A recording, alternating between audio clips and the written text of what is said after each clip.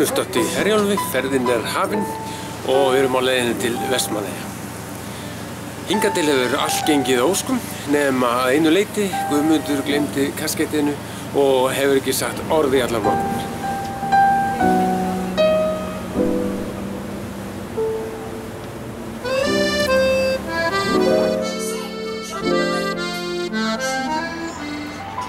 Fyrsta spurningin svona: vilt þú að tillögur stjórnlagaráðs verði lagðar til grundvallar frumvarpi að nýrri stjórnarskrá?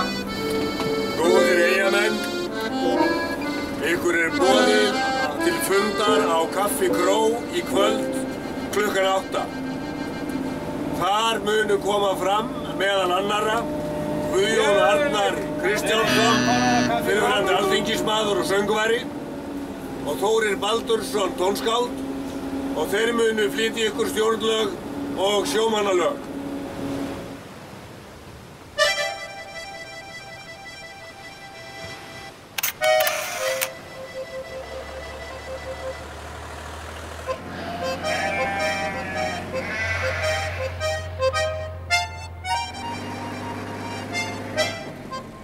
Ég veit þú kemur, hér stóð bæ.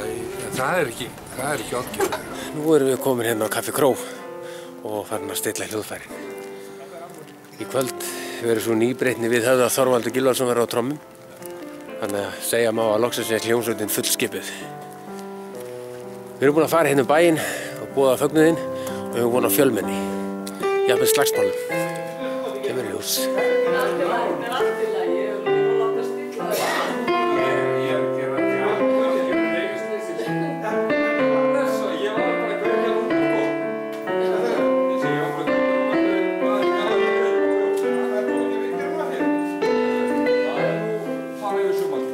Ég blæs á allar slíkar raddir vegna þess að það eru minnst 70 ár, eða frá lýðveldisstofnun, það er svona 70 ár, síðan að endurskoðun átti að fara fram. Og það er búið að reyna að trekka í trekk á Alþingi, allan lýðveldistímann, án árangurs. Og hvað sem allir segja, þá strandar það á einu ákvæði, það er auðlindaákvæði. Kjarninn í grein Ólafs Þ. Harðarsonar er að framfarir hafi orðið á Íslandi þrátt fyrir vonda stjórnarhætti og misvitur á stjórnmálamenn.